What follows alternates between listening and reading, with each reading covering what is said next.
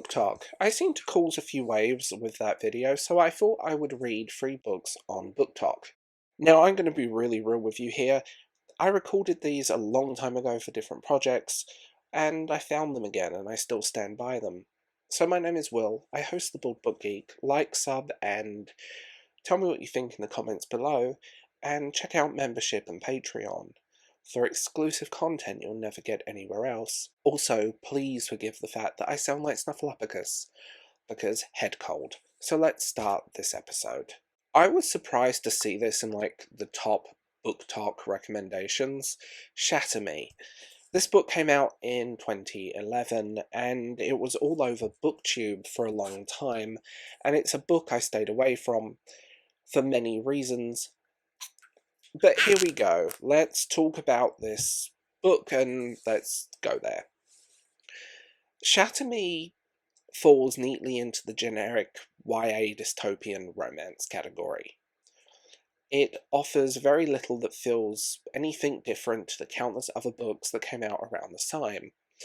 While the premise, Juliet, a young girl with a deadly touch, caught in the thrones of a dystopian regime, has potential, and actually I will say one good thing about it: I think the concept of this book is really good.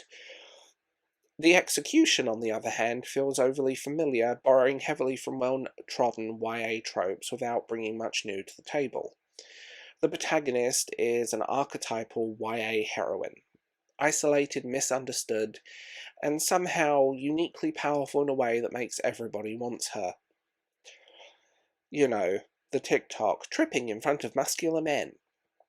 I'm torn between boring tanned Caucasian and boring pale Caucasian. While this setup can be compelling when handled with depth, it leans heavily into the melodrama. Her internal monologues are repetitive and riddled with overweight metaphors that try to be poetic but instead feel tiresome. At times, her character development seems to be taking a back seat for the romantic entanglement and quickly veers into cliché love triangle territory. It's kind of a shame, because again, the concept of this book I think works really well. It's just the execution. The romance central to the plot is Twilight. It's predictable. The instant attraction between her and Adam feels forced, lacking any slow burn or emotional depth that makes a good love story resonate. Her dynamic with Warner, the villain, teeters on the edge of the now familiar, dark, dangerous love interest trope that permeated YA literature at that point. It's nothing readers haven't seen or read before, and it doesn't quite explore the nuance necessary to make these relationships truly engaging. The dystopian setting, a genre hallmark, feels intensely underdeveloped. It falls into the trope of the dystopia is more a metaphor for our teenage melodrama than anything else. Instead of immersing readers in a vivid, dangerous world, the narrative skips over those details, offering a backdrop that serves, like I said, more as a vehicle for romance than a well-built universe, comparing it to other robust dystopian works. And actually, The Hunger Games comes to my mind with this one. The world building here lacks the complexity to stand on its own. At least in The Hunger Games, when you read it, and I do genuinely like The Hunger Games, it had some depth. The world felt robust and well built. That said, like I mentioned at the beginning, it does have its strengths. The writing style while divisive in places, brings a unique rhythm to the narrative, which surprised me. And I do think if it had a little more editing, a little more cohesion, I think the sort of depth into Juliet's fractured mental state would be a little bit more interesting. Even if it feels gimmicky at times, I think it works.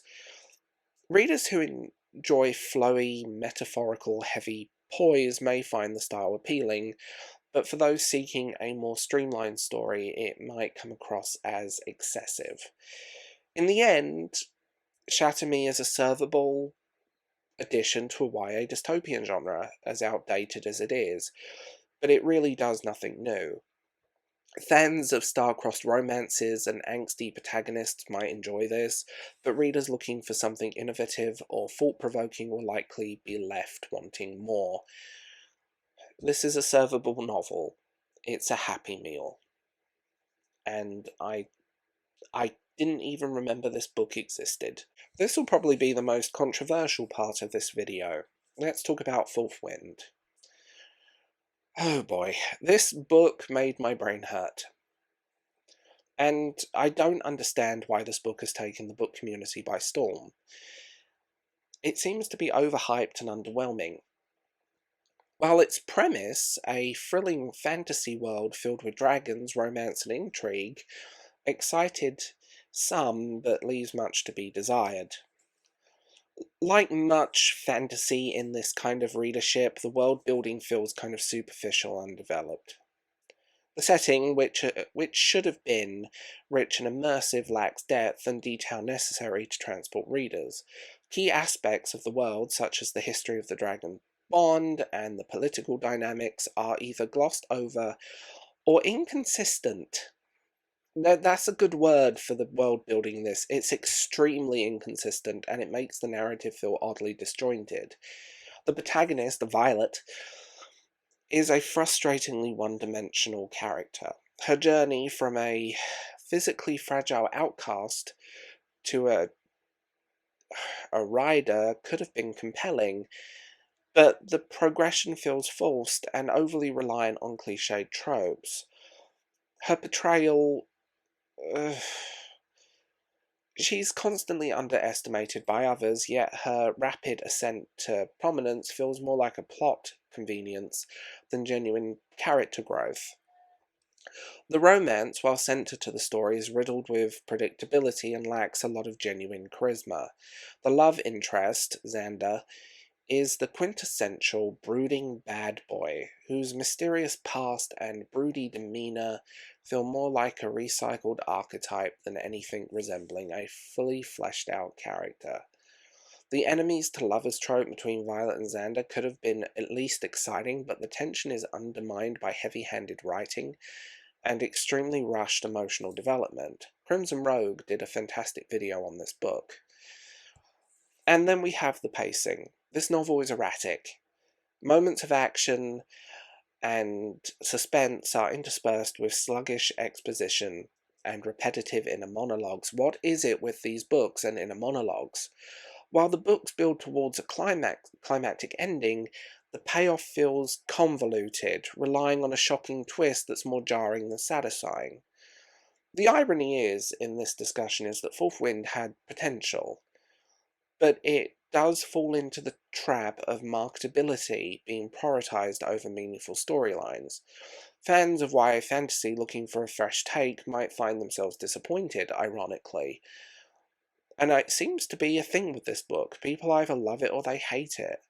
And some readers might enjoy the surface-level drama, romantic tension, but those seeking nuance and well-crafted fantasy, there are better books. There's better stuff out there that does this kind of stuff 1,000 times better. I finally gave in, BookTok. I finally read this book that has spent 2024 all over my For You feed. I blame you and I hold you responsible. And my god, this is probably the worst one. This is why I picked this one to finish it. This is the worst one. Found a copy in my library and I finally read it. So it sets up the premise of like a blend of fantasy, romance, and compelling storytelling, but it falls very short. Now, I found this more frustrating to read than the others. At least the others had a coherency for the most part. This one, on the other hand, didn't. One of the most glaring issues, and do forgive my voice as I record this because cold, is the world building. In a genre where setting and atmosphere are critical, Divine Rivals feels shallow. The key elements are underdeveloped. you never get more than only a vague sense of the world that Ross aimed to create. Big details are either just glossed over or just introduced in a way that it's just happened. It's clumsy. So instead of being transported to a vivid fantasy world, this book offers a half-baked backdrop that feels more like a stage prop than a integral part of the story, and a stage prop is a good way to describe this. The plot of Divine Rivals follows a path that we've all read a million times. And yes, familiar tropes are comforting, but here it's just uninspired.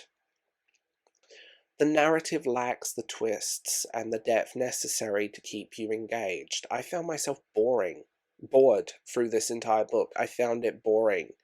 Moments meant to be climactic or emotional just flat.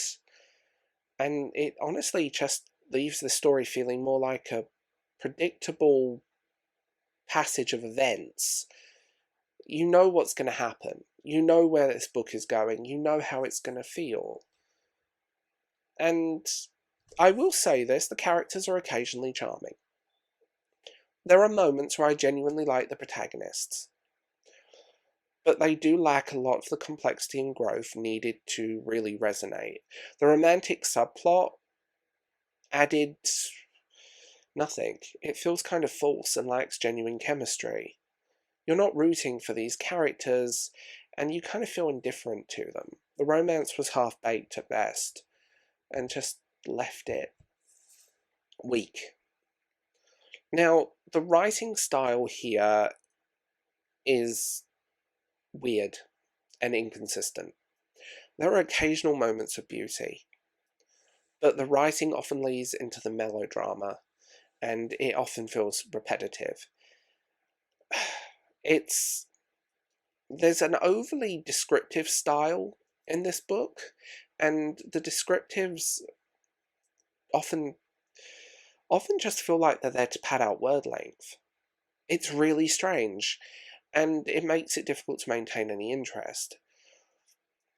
That's where it's kind of a mixed bag. Some of the writing is genuinely very good. There are moments in this book where the poise is fantastic, and then there's overly descriptive style that it's almost like two writers squash their work together. It's really weird to read in that sense. And I do believe maybe it had the ingredients to be a good fantasy novel. It's just the weak world building and predictable plot and sort of underwhelming characters the book struggles to rise above those.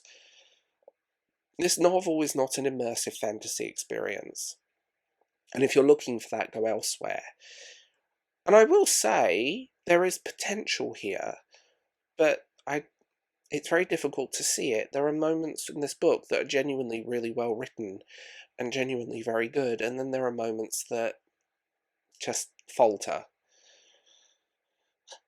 I don't get the hype over this book. So I will leave this here. Tell me what you think in the comments below, and I will talk to you very soon.